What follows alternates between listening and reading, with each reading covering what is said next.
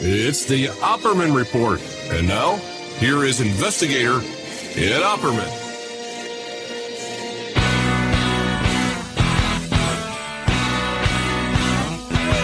If you want to make a move, then you better come in. It's just ability, that reason that we're so thin.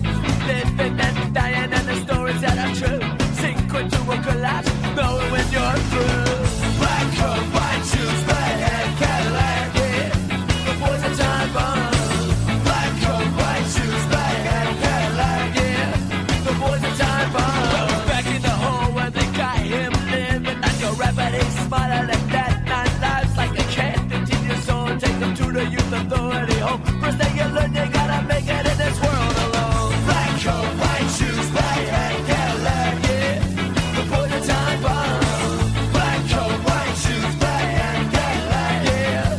The boys are time bomb. Now he's gone out, he got free, he got a coat, got a car. He's 21 years old, he's running numbers from the bar. He's paying his people, he's getting deep in whatever he can move on, and you know that kid's a creepy. Black coat, white shoes, black hat, Cadillac, yeah. The boys are time bomb. Black coat, white shoes, black hat, Cadillac. The boys are time bomb. The boys are time bomb.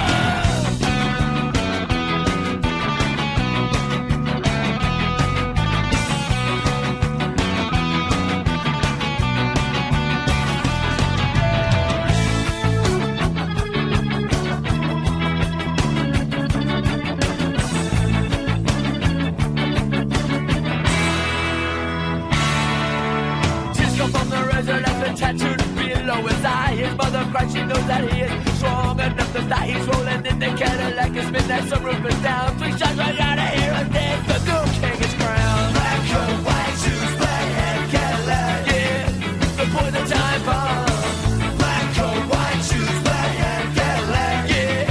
The boys are time bomb. Black coat, white shoes, black hat, Cadillac, yeah. The boys are time bomb. Black coat, white shoes, black hat, Cadillac, yeah. The boys are time bomb. Time bomb. Okay, the boy's a time bomb. Your boy here's a time bomb too. Welcome to the Opperman Report. I am your host, private investigator, time bomb Ed Opperman. About to go off. About to go off here, aren't you? I didn't have my white shoes or my black hat on, or my Cadillac. Welcome to the Opperman Report. I am your host, private investigator Ed Opperman. You can find me at Opperman Investigations and Digital Forensic Consulting by emailing me. Now, if you want a PI, you email me at oppermaninvestigations@gmail.com. See how easy that is? There's also a phone number. You can leave me a message, 800-572-9762. Okay? I was going to make a... And also, too, if you want our archives, you could find at Spreaker.com. I do a live show every Friday night. You find me there. 8 p.m. Eastern Time. That's where we play the new podcast. The new podcast content comes out on Friday nights at Spreaker.com. So if you listen on YouTube or anything like that, if you listen on Spreaker, you get to hear the music. You get to hear why I'm screaming I'm a time bomb. You wouldn't know if you're listening on YouTube. You're saying, what's this man talking about? He's not a time bomb. Little do you know. But listen, find me there on Spreaker. We've got Patreon. If you like the show, you go to Patreon. All the ads cut out. I'm putting up on Patreon right now. We're really excited. Good old Ed there who runs the Patreon for me. I sent him some tapes that Hank Harrison has of Courtney Love, and that guy too who died on the train tracks too. That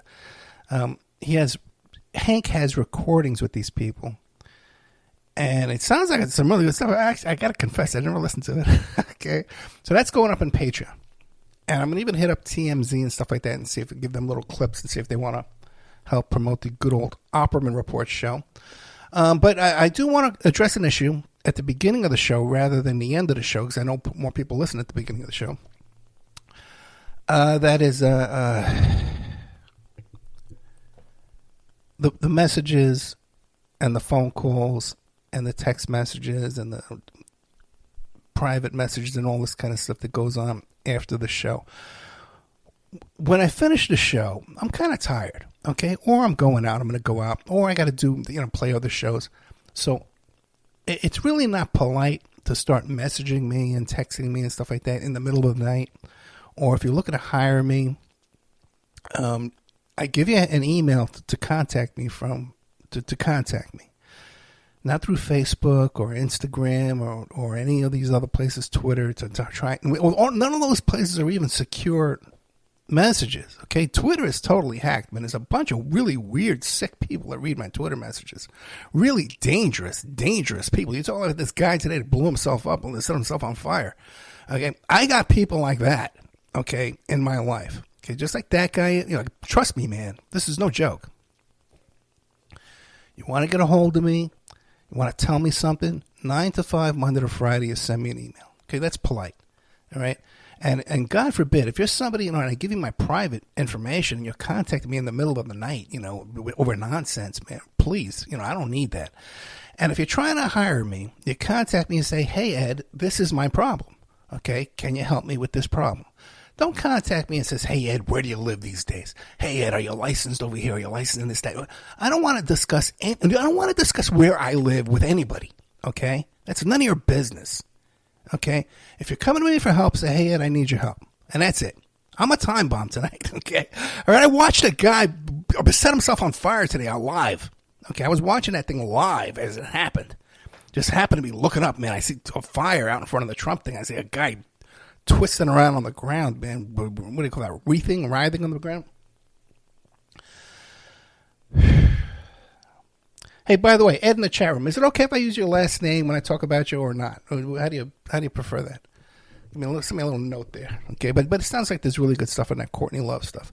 But please, guys, respect my privacy and respect my time. Messaging me at 3:00 in the morning, about nonsense. Give me a break, guys, please. That's really rude. I don't deserve that, man. Okay, and I had a rough day to begin with. I don't know if you guys watched this thing on the news today about this guy setting himself on fire. But that's the typical Opperman Report listener. Okay, I saw this thing live. We started looking into it. I got a hold of his manifesto right away. For some reason, I can't get that PDF to. It's not correct. It's not. I can't get it on Patreon. I can't get it to post it. But it's out there now. Everybody has it by now. And by the way, too, like the people in the chat room that I've known for 10 years. Okay, you guys are cool, man. You guys are cool. I don't mind that, man. There's people I've been friends with on this show for 10 years, okay? And I got to say, there's one of them this week, I had to block him. What are you messaging me at 3:00 in the morning, man, about nonsense, That's just not cool, But anyway, like I was saying, I watched this guy set himself on fire today, and I go looking into it. And, my estimation of this poor fellow, he seemed to be a really cool guy and a popular guy. He was like a small plane pilot, and he had this wedding, and everybody at the wedding looked really. It was a cool wedding, and I know I have some information about his wife or ex-wife or whatever that situation is there, and it seems like he took a turn after the death of his mother in 2019, and he got involved in this conspiracy and this researching. Now, I got to tell you, I hear from people like this. Every day I hear from people like this. Ed, I've researched this thing. Let me send you this manifesto. I want you to read it. And it's not far-fetched for someone like this to show up at my door and set himself on fire in front of me, while I'm live on the air. Okay, that's not beyond the scope of what could go on out there. So, I take this stuff seriously, man. But anyway, and it turns out, I don't know how much I want to go into this, but there's this little, these two young ladies on Instagram and TikTok. They're trying to break this world record. And so I've been following, it's entertaining, it's very humorous, they got great energy, and the goofy kids, when they're on this little trip, trying to break this Guinness Book of World Records. And, I see today this crazy guy who set himself on fire. He follows them too. Okay, so this is even closer into my little orbit here, my little world. So it gets a little creepy out there. So that's one of the things I wanted to touch on. Because a lot of times I'll mention this I'll rant and rave about people calling me and bothering me at the end of the show. So this I want to catch people when they're still awake. Okay. All right, coming up after this, after my live show here, we have Justice for a Grant. Okay. And that's this fascinating story about this young man, 18 years old. He was a star athlete, 6'5". I interviewed his mother. And a very mysterious death. He meets with his dad for the first time in a long time. They have, there's allegations against the father. It's a small town. The father was a local celebrity. He knew the mayor. He knew the, police chief. And so kind of like, with me, like I know back in Vegas at least, I knew, you get to know people when you're on the radio. He was on TV, this guy. And, very mysterious death of his son, who his own truck rolled over himself. And he was found kind of under the truck. The injuries don't kind of match up to a truck accident. And there were a bunch of guys there, some suspicious guys just happened to be there for the dad. So anyway, we got that show coming up tonight. It's a good show. Then after that, Doug Papa, who's a podcaster from Las Vegas, comes back. And I was hoping to talk to him. I had him on before, remember, about that show about those judges and that pimp Shane Valentine in Vegas, and how this pimp was pimping out the daughters of these judges and these cops and these detectives, and people were getting killed, and there were shootouts. He's shooting into a house and getting barely any charges. And I had him come on about that. I tried to explain the story myself, but I did a horrible job doing it. But he's done so many, and he knew everybody involved. So I had him come on the show about a year ago to tell us that story. And he came back. I thought we were going to talk about October 1st, the October 1st shooting in Vegas. That Pollock, the guy with the Mandalay Bay shooting.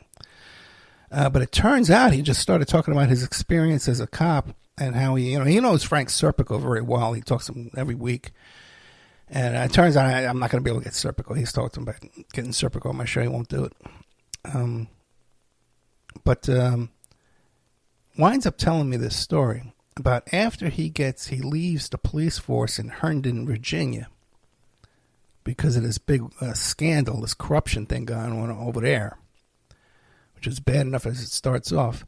But then he gets contacted by this other group of cops that are working for the Cult Awareness Network, and they're running around kidnapping people. Now, everybody knew how, the Cult Awareness Network were kidnapping people to deprogram them. But he starts telling me, too, hey, they were kidnapping people to deprogram them from lesbianism, not just from being involved in cults. These were like relatives, just kidnapping relatives and just trying to, Anyway, then these were cops, a bunch of cops. Some of them were active cops running around doing all these kidnappings. He went to work for the FBI undercover, and he rounded. And it was one of the deals had to do with Lyndon LaRouche, too. So there's two good shows tonight. These are two good shows. And I taped this week. I taped this week with Matthew Ricker. Came back. He's the guy who wrote that book about Kurt Cobain. He wrote it with Tom Grant. Well, he's very disillusioned with Tom Grant. He has some problems with Tom Grant right now. And it was a very interesting conversation. And, I told him about how I have those tapes of Courtney Love and Hank Harrison and stuff like that. And I didn't even know what was on, but I hear tonight that's a lot of really good stuff on those tapes that I'm going to go up in Patreon. So I'm talking to Matthew Ricker, and he's laying out a story here. And as I'm listening to it, I'm hearing this story about how it almost seems that Courtney Love is smart.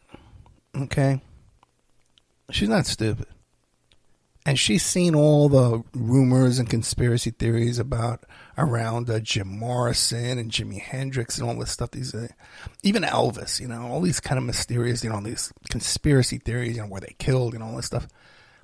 And so it would be the smart move, just like the Warren Commission and the JFK assassination, to have a patsy, and to have somebody come in and kind of fudge up the investigation, to have some kind of amateur investigator come in. I've always had my suspicions about many parts of that investigation. Hank had problems with Tom Grant. A lot of things like that. And my experience after, and 10 years now later, it's like seeing how the Epstein story, how they come in, they have these people write these books, these shady books.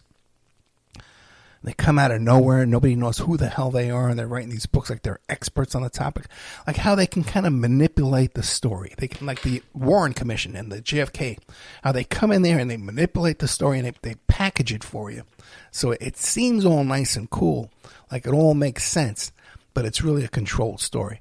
Now, and you say, oh, Ed, come on. Does Courtney Love have that kind of juice to pull that off? Yeah, she does, man. She was really close in there with David Geffen, with some really serious guys, And I think she could. And even to her stuff, with Woody Harrelson and the Flint story there, she has the juice to pull that kind of thing off. She's not the sloppy person people think she is. She had connections with Chuck Zito and stuff, She could pull this off, And that's how it's starting to look to me, man. Like the whole revelation of Tom Grant saying, hey, by the way, I think it was a murder, But this whole revelation of Tom Grant, I'm the investigator, and I'm, because it's such a serious thing, too, for an investigator to turn against their client and start publicly accusing their client of crimes. That's a big move, man. Like, And the smart move in that kind of deal was if he did have this information about, he asked for money. That's how people would do that, in a situation like that. So I'm very familiar with how all these things work. And we're going to be talking about that later. Because we're going to be talking about the whole Stormy Daniels thing, too.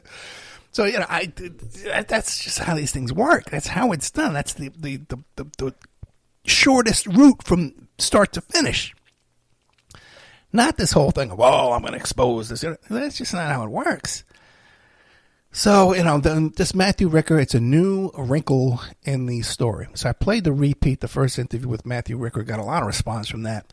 And it seems like there's a lot of buzz around this now because he went on another show before me. But he was very excited in fact, he reached out to me to come on the show here. Because he knew I've talked to other people like John Potash and, of course, Hank Harrison, my relationship with Hank. And soaked in bleach and stuff like that, And so anyway, that's where we are with the whole Courtney Love stuff. I'm really looking forward to playing that show for you next week. I kind of hoped I had more juice to pull out for you on that tonight, but I guess I don't. So that's what's going on now. Oh, I get this. I was so sick this week, man. You have no idea. Past couple of nights, I've been getting this like low blood sugar, kind of thing. We get that, what do they call it?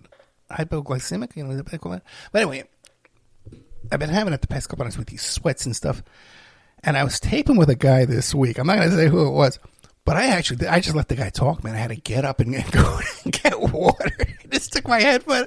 I've never done this in 10 years. The guy's talking away about his story here. And he was doing a good job. So I said, okay, fine. So I take my the phone's off, and I walk into, I get in water. I'm looking for some kind of sugar to eat, some kind of breakfast, energy bars and stuff. I've never done that in my life in 10 years. But I got to tell you, man, guys, my health is not that good, and I'm kind of falling apart here, but I'm doing the best I can. See, that's another point I want to make. I'm really trying to do the best I can here, to plug these shows out for you each week, the extra content and stuff. And then something like this comes up, with this guy setting himself on fire, and digging up that info and getting it out to you there. I'd like to get out to you on Patreon and then just plug the Patreon thing, but I just couldn't do it. So when you start, like messaging me in the middle of the night, you're hurting my work, and plus I have paying clients that I have to respond to. It's not this. So I don't want to chat with people in the middle of the night, man. It's really rude.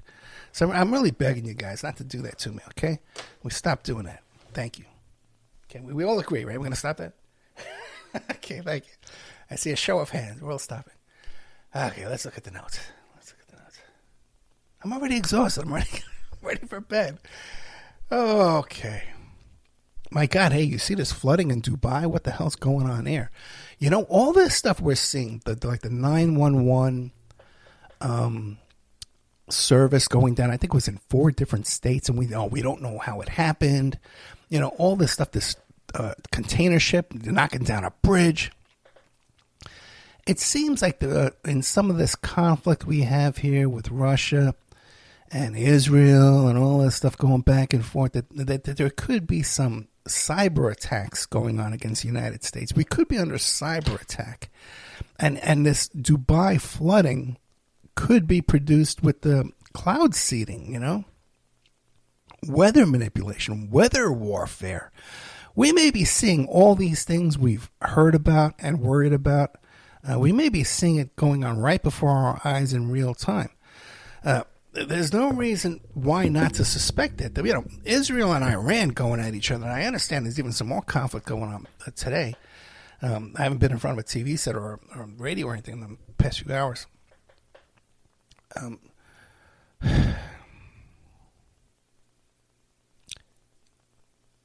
So,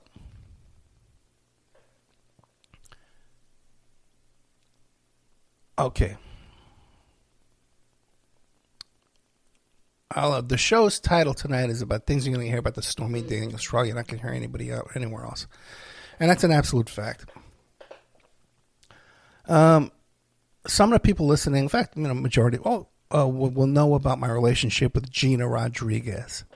And I met her when she was the agent and manager for the Tiger Woods Mistresses. And then she brought me a bunch of cases with Ashton Kutcher, and she got me into the Tiger Woods deal. She initially got me into that whole Sarah Palin case, the whole Charlie Sheen thing. She was behind that. She was the manager for Octomom. She was the manager for Honey Boo Boo and Mama June. And she was also on that TV show. I think she's a producer of that TV show, Mama June.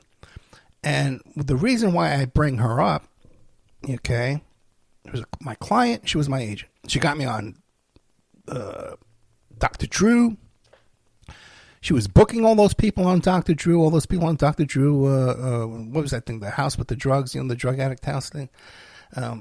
She was booking all that stuff. You know, that was her job. So it's not well known yet, but it's gonna be that she was the agent for Stormy Daniels. She is the one that Stormy Daniels went to shop this deal around. Okay? And then the attorney they used was my client, Keith Davidson, who here sponsors the show here. Okay? Now, I don't play the ads anymore. We just play them on the stations. I don't play them anymore because too many complaints. I don't play them anymore on the podcast. Okay? I only play them on the radio stations. So, but he's still a sponsor. And, still a client. And by the way, that's the kind of clients I'm looking for. I'm not looking for these little jobs you guys want, and where people want to hire me and say, hey, Ed, you know, I'll sign up for your Patreon for a year if you'll do this job. No, man, I'm not looking for that. Okay, if you want the Patreon, become a Patreon. If you want a job, you know, you can hire me if I want that job. What I really want is lawsuits. I want big lawsuits, something I can work on for a year. I don't want these little jobs. I hate to be complaining like this, but it's just, you know, people call me up in the middle of the night, man, and message me in the middle of the night. It's really wrong, guys. So anyway, we have this. By the way, Gina was behind Wienergate too. Okay, she was behind Wienergate too. Now, people, when I start talking about this on social media, and I'll say, "Hey, did you know that the agent for Honey Boo Boo is also the agent for Stormy Daniels, who put together this NDA deal?" You know, and people say, "Well, I never heard that." Right? How can I verify that? Right? How can we verify that? Well, I'm telling you, she was my client. She was my agent. I know these people. My name is in somebody's text, you know, okay? When they're talking about it, because at one point, Stormy Daniels went missing, and the text between Cohen and Davidson, they're saying, oh, well, the agent can find her. The agent can find her because she has this PI who can find people. Because there was another, I think I told this story a couple of times, because she was also the agent behind the White House party crashers, Tariq and Mikhail Salahi. And when they went missing, I bet that I can probably still do it if I had to. I got a guy I can probably get and do this. But at the time, you could ping a cell phone and get a location of a cell phone. And so, they knew if I really had to, they can come to me and I could locate the location of Stormy Daniels by pinging her phone. So they knew anyway. So, but I'll post this stuff and say, hey, she had a really close relationship with Michael Lohan. Gina Rodriguez did. Who's going to be a witness against Donald Trump in this case? It's funny. When OJ died, I got all these contacted. WABC in New York radio contacted me. They wanted me to come on the air over there at 3 o'clock in the morning on some radio show. As some kind of expert on OJ. I'm not an expert on OJ. One time some guy posted this thing saying, Ed's going to say for the 300th time that he worked on the OJ case. I've never worked on the OJ case at all. So I don't know where that comes from, but somehow I'm considered an expert on the OJ case. I was even interviewed one time, too, by Matt Connaughton. Who's a nice guy. And I want to talk about the Hunter Biden laptop, but the first 15 minutes he wanted to talk to me about OJ. I don't know why, but some people, for some reason, they think I'm an expert on OJ. But then when something I'm really an expert on, no one's contacting me. I don't know what's going on here. Or they don't believe me. Hey, can anybody verify this? So the theory is, if I post a picture of Gina with Honey Boo Boo, and I says, hey, did you know that the agent for Stormy Daniels was also the person who put together the Stormy Daniels deal was also the agent for Honey Boo Boo? And people are saying, well, can anybody verify this? Can anybody yeah, you can verify it through me. You're not going to find it through, because what they want is, they don't want to verify it from somebody who's actually involved in all this. They want it verified by a link you can Google. See? And these same people who are insisting for a link that they can Google, okay, are the same people who complain about how Zuckerberg filters all this up. So they want to find it through this filter of censorship that they're complaining about. Because everything is so twisted and backwards. And people have just lost all touch with reality. And, if you go, when I go flipping through TikTok and Instagram Reels and stuff like that, and I see all these wild, crazy conspiracy theories, man, and they're so short attention span. They're done now for people with really short attention spans. And I've been really upset about this week because now people are like lumping me in with these little weirdos. You see these people, these toothless, in their home pointing a camera at themselves with a TikTok, and they're wearing a T-shirt with holes in it, and they got no teeth, and they're this crazy rants they're ranting and raving about that they have no involvement with anything. But hey, they're a TikToker just like Ed. They're a YouTuber just like Ed. They're a podcaster just like Ed. My biggest regret in life right now is ever getting involved with this podcasting, YouTubing crap, okay? I'm just mixed in with a bunch of nuts and losers. People will tell me, hey, Ed, man, you got to get this guy on the show. Okay, who is he?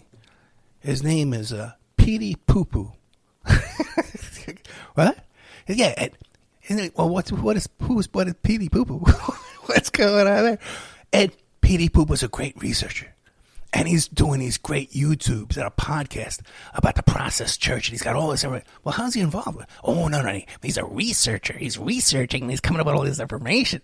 Just like this guy who set himself on fire, man. Okay, today. Okay? There's no difference, man. These anonymous clowns and these characters. And over the years, man, what I found that all of them, these are all shady, crazy people. From Revolution Radio on today. And then even more and more and more, I see these guys got direct connections to National Security Agency, got direct connections to all kind of Fed operations, man, where they're kidnapping people at gunpoint in mosques, and they're letting them go. Okay? All kind of shady connections, man. And just about every time I've had one of these anonymous Peter Poo-Poo guys on the show, okay, with their fake names and their Twitter handles with these tens of thousands of followers. These people come out of nowhere with tens of thousands of followers. Every single time I look into them, they got some stuff going on. Or they're connected with these same folks that I got pinned. I know exactly identified who they are. So, we got this situation here, okay, where for some reason, no one's talking about this connection to this Stormy Daniels case, to all this other stuff. This is interesting stuff. Why aren't people talking? Honey Boo Boo, Stormy Daniels? That's not interesting? Why isn't more people talking about that? You'd think, just for the novelty of it, you know, the absurdity of it, you'd think you'd bring this up. But no, it's not mentioned anywhere. And the one guy who's talking about it, well, how can we verify this? Where's the link? Well, there's not going to be a link, man. There's not going to be a link. Okay, it'll probably come out the day she testifies. Or maybe the day Keith testifies. I don't know. But just it's such a bizarre situation we're in. And I got to tell you, man, like if you read this guy's manifesto from today, it's the same kind of stuff that these people who contact me every day with these, you know, and I get this stuff all the time, you know, these. And by the way, when you read this guy's manifesto, basically what he's saying is Peter Thiel and Bitcoin and stuff like that, and these capitalists are greedy and behaving unfairly with us. Okay, and both the Democrats and the Republicans are involved in it. That's what this poor guy uncovered with his research and set himself on fire to draw attention to. And what's even more heartbreaking is that a couple hours after this, man, as soon as they did the first press conference, no one's talking about this at all. No one's talking about this poor guy who gave up his life thinking, oh, I'm going to set the world on fire and set these Peter Thiel, set them a-running, you know, by when I release my information here and my manifesto. This breaks my heart. It just breaks my heart because I see so many people out there with that same thought process. If you're thinking of setting yourself on fire, man, you know, don't do it. You know, or if you think you know, I get this all the time, Ed, I've got this most groundbreaking information. You talk to him for a couple of minutes, you know, and you say, man, this guy's got a problem. So the guy has a problem coming to me with this information. There's another story that came out this week where this woman, I forget her name, so I apologize about this, but she's a TikToker.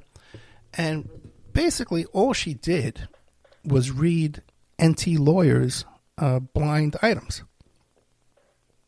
She would read NT Lawyer, would read his drops. And then, you know, put up some pictures of P. Diddy and stuff like that and talk about it.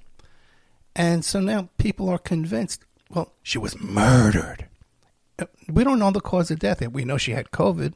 She was complaining about having long-term COVID and brain damage from COVID. We know she just survived cancer. Okay, and now she's dead. We don't know her cause of death, but it had to be murder. It was. The conclusion is already, it's murder. Well, why wouldn't they just murder Enty? I've had Enty on my show. Why wouldn't they murder me? You know what I mean? I'm involved in this stuff directly. Why would they murder me? I got my problems. I am not kid you there. Okay, but they're gonna murder some TikToker who's just reading Enty stuff? That's crazy. But that's what we do. That's what we've come to now. After 10 years of trying to bring in this kind of information, this alt information, oh my God, I just broke my microphone. I just unscrewed my microphone. I would have to play a song or someone fix this. Let me play some music. Sorry about that, guys. Oh my God, this is the craziest thing. I gotta take a picture of this. It's the craziest. Okay, let's play a song. Okay, hold on.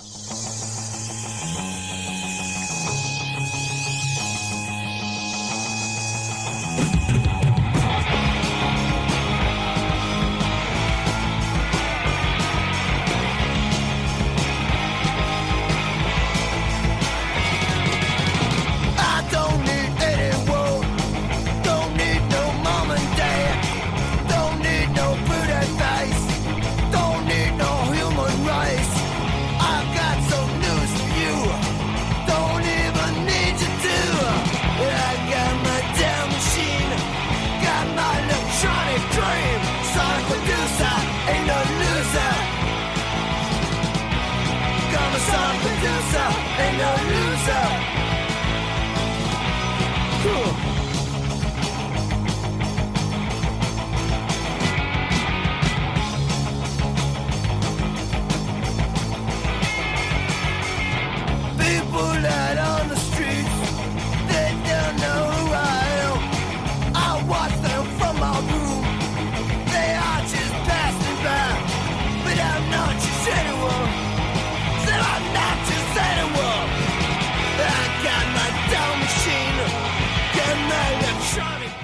Oh my God, that's the funniest thing I've ever happened on air.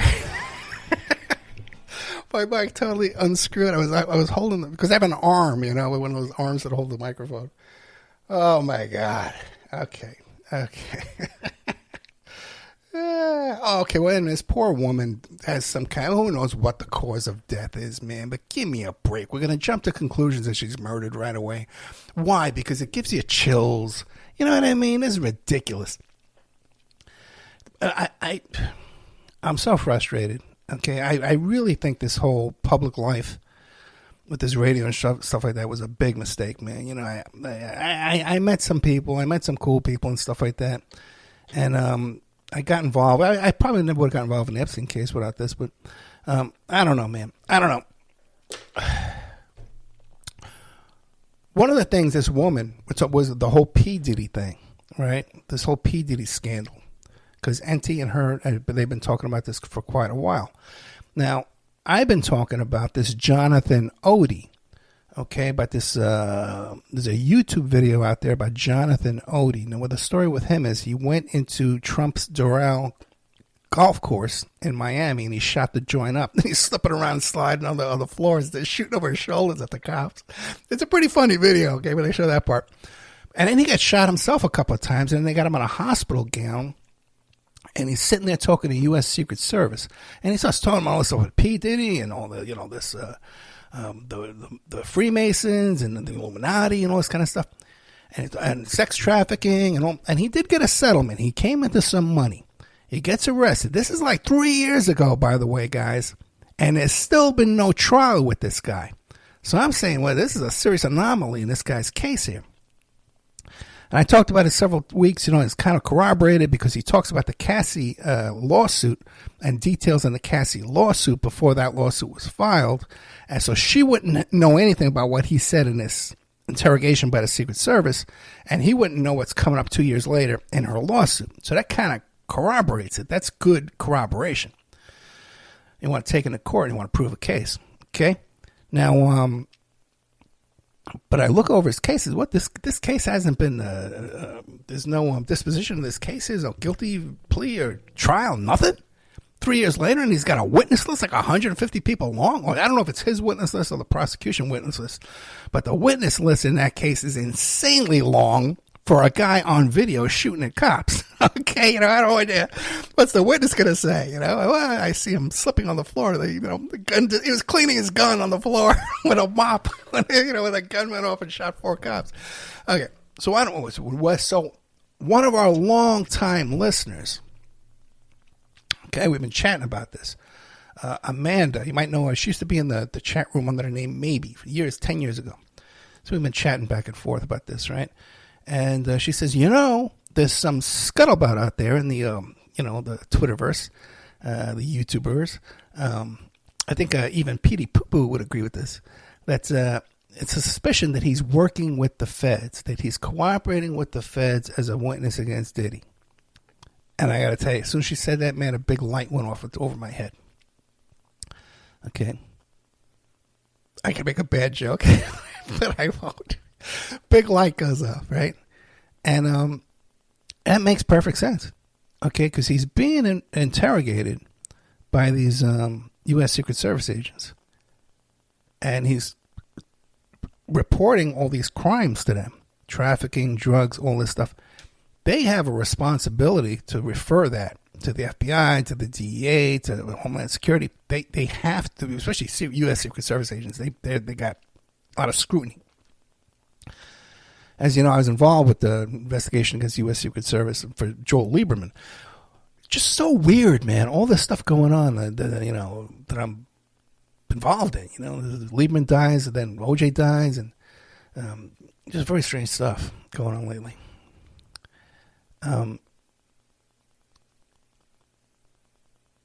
They would have a responsibility to make that referral, the criminal referral to the different agencies. And it would make sense that he's cooperating and he's working with them now. And it would make sense, too, that they would leak that YouTube or release that YouTube interrogation a couple of months before they raid P. Diddy's house to get the public ready. Hey, P. Diddy's a crook. P. Diddy's a slime. We got a case against him. It's a solid case. You don't do raids like that. You know, if an arrest is not coming, if there's not a conviction, if you got a federal case indictment, 97% conviction rate, and then you got to do 85% of your time. So good old P. Diddy looks like will be spending the rest of his life in prison if he does not escape and get out of here. So the whole Jonathan Odie thing, you want to keep an eye on that. Thanks to our friend there, Amber.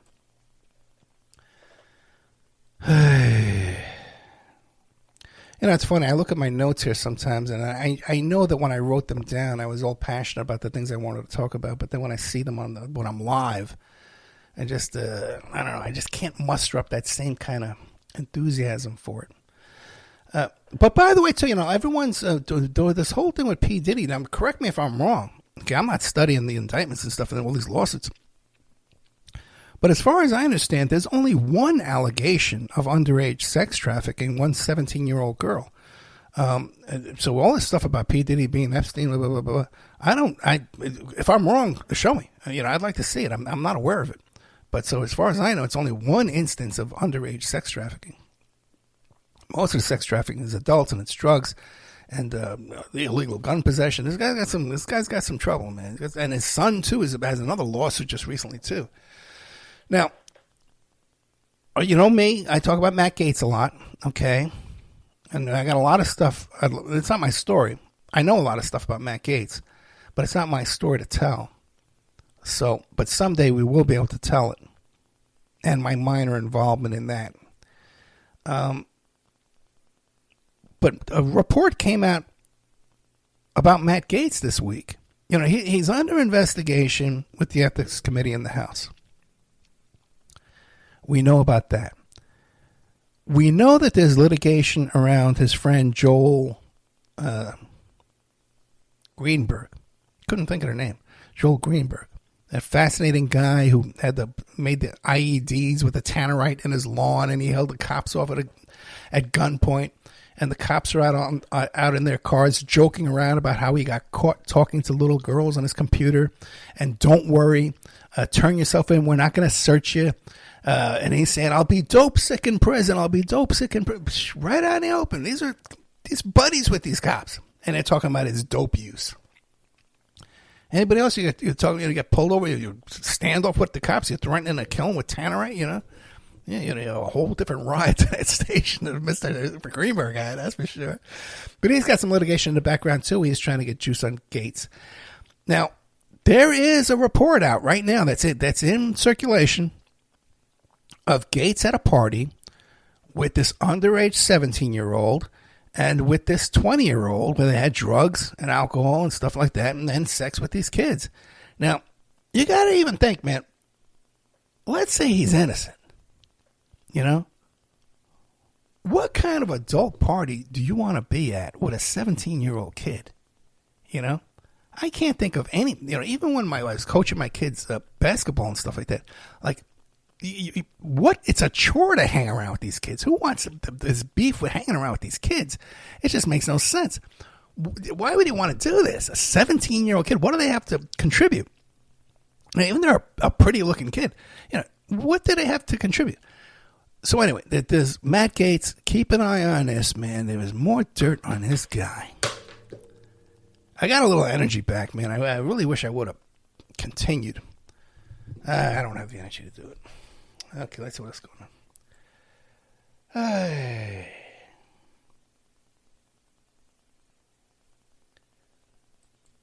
What else? Arizona abortion. Now, did you know that this Arizona abortion law, this 1800 law, did you know that at the time of this law, you could get married at 10 years old in the state of Arizona. It wasn't even a state, by the way, at the time of this abortion law that they passed in Arizona. And it's the craziest thing because the national GOP is trying to get this thing reversed. The Democrats are not trying so hard to get it because it's good for the it's just so wild. It's good for the Democrats. The Democrats don't want this actual law. They don't want, to have abortion made illegal in Arizona. But for them, for the general election, it's good for them. They've done the polling. They know this works for them. They know this is going to flip the state for them. The nationwide Republicans know this is going to flip the state for them. But these local extremists in Arizona keep affirming this law. So it's the craziest thing in the world. Now, I know there's a lot of confusion, or misrepresentation or misunderstanding. Some people will call me like a right-wing conservative, because I'm a Christian. Well, he's a right-wing conservative. And other people say, well, he's a communist. I'm not afraid to say what I am. I'm a socialist. I'm a Christian. I am conservative on some issues, but I'm certainly not right-wing. Especially on most socialist and no economic issues.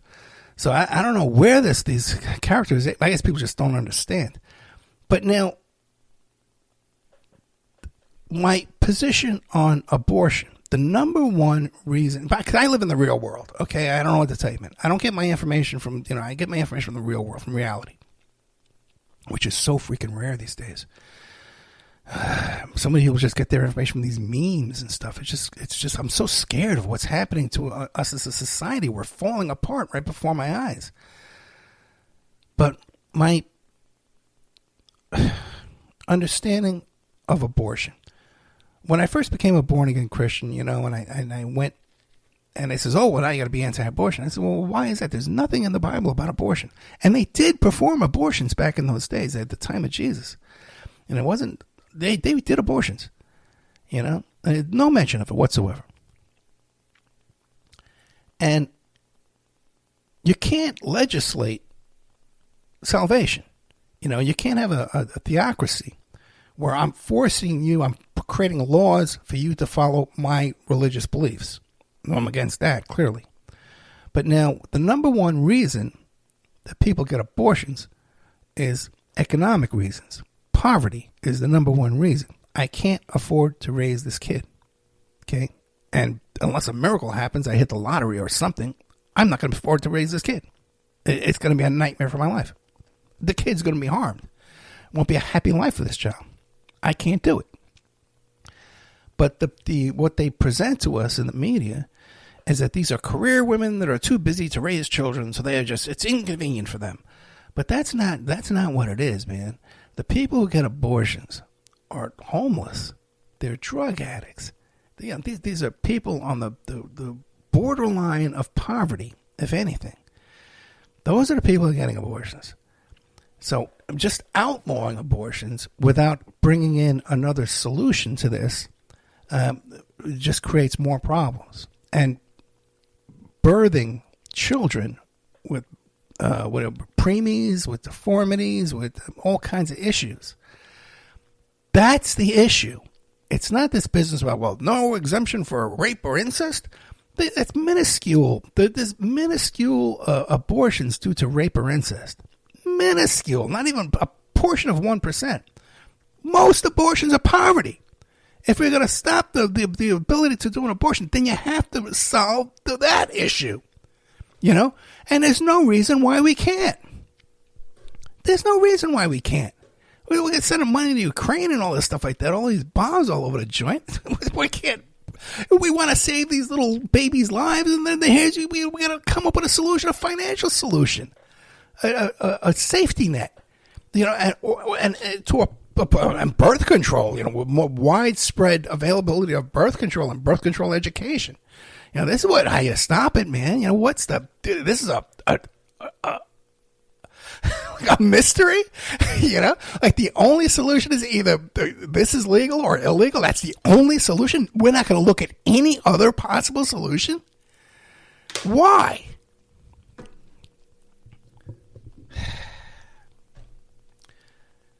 And this, the whole thing too, we're seeing the self-destruction of the GOP in the House of Representatives, led by Marjorie Taylor Greene, this wacky freshman congresswoman with the divorces and the affairs. She's a gym owner, and she's deciding who's going to be the Speaker of the House. She's got this new plan to take down the Speaker Johnson there, and it's probably gonna succeed where they wind up with a Democrat speaker, because it's such a mess. These people are just so self-destructive, and if we think it's bad now, and by the way, look back at my old shows and look at all the stuff I predicted. Okay, look at everything I predicted.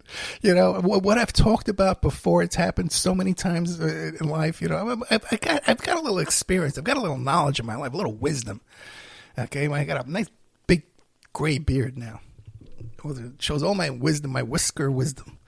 Okay, if we think it's bad now, with complete and utter wacko drug addicts, floozies, and sluts and perverts like Matt Gaetz and Boebert and George Santos, out and out frauds and con men and credit card fraud and pickpockets. The guy might as well be he was probably picking people's pockets, stealing purses in the House of Representatives, the Congress there.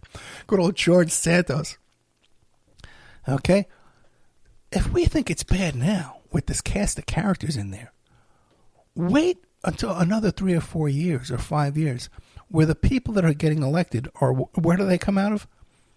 Podcasters, YouTubers, Twitterers. People with 100,000 Twitter followers are going to be the next people running for House of Representatives, for Congress. Podcasters with no qualifications of anything. Peter Poo-Poo. He'll be Senator Peter Poo-Poo. Congressman Peter Poo-Poo. Okay, I wonder if they'll start using their real names when they get elected.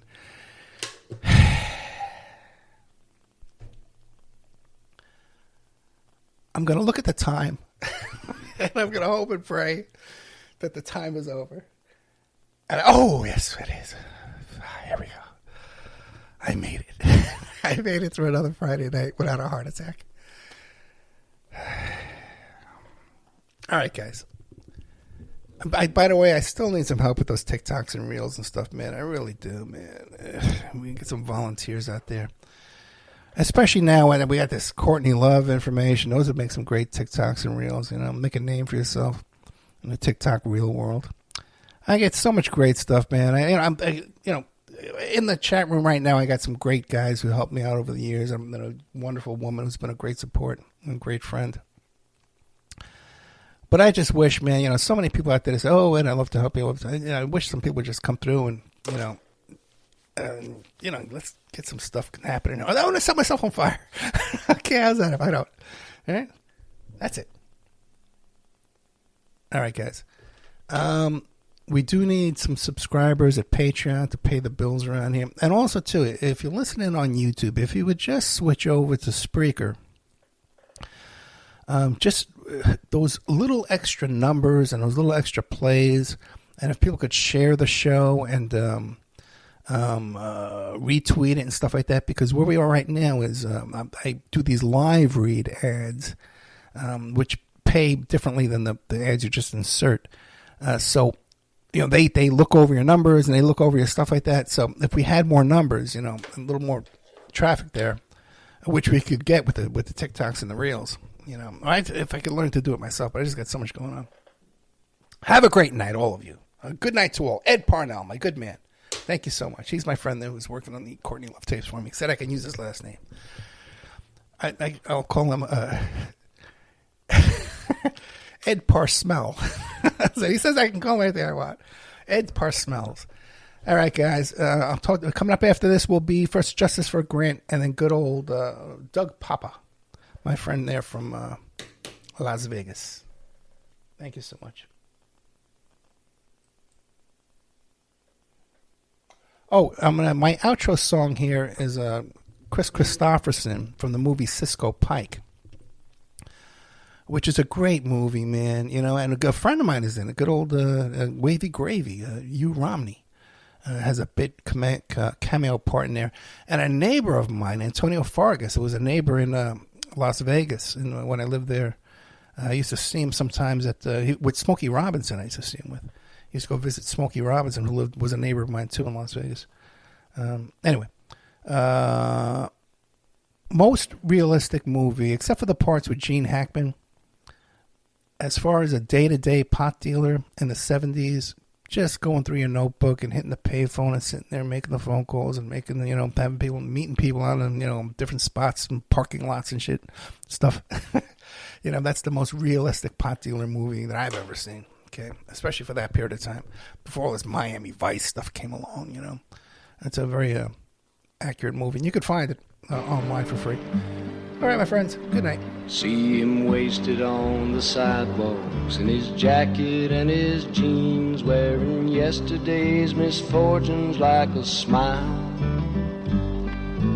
Once he had a future full of money, love, and dreams, which he spent like they was going out of style. And he keeps right on a-changing for the better or the worse, searching for a shrine he's never found, never knowing if believing is a blessing or a curse, or if the going up was worth the coming down. He's a poet, he's a picker, he's a prophet, he's a pusher, he's a pilgrim and a preacher and a problem when he's stoned. He's a walking contradiction, partly truth and partly fiction, taking ever wrong direction on his lonely way back home. He has tasted good and evil in your bedrooms and your bars, and he's traded in tomorrow for today, running from his devil's lord and reaching for the stars, and losing all he loved along the way. But if this world keeps right on turning, for the better or the worse, and all he ever gets is older and around, from the rocking of the cradle to the rolling of the hearse, the going up was worth the coming down. He's a poet, he's a picker, he's a prophet, he's a pusher, he's a pilgrim and a preacher and a problem when he's stoned. He's a walking contradiction, partly truth and partly fiction, taking ever wrong direction on his lonely way back home. He's a poet, he's a picker, he's a prophet, he's a pusher, he's a pilgrim and a preacher and a problem when he's stoned. He's a walking contradiction, partly truth and partly fiction, taking ever wrong direction on his lonely way back home.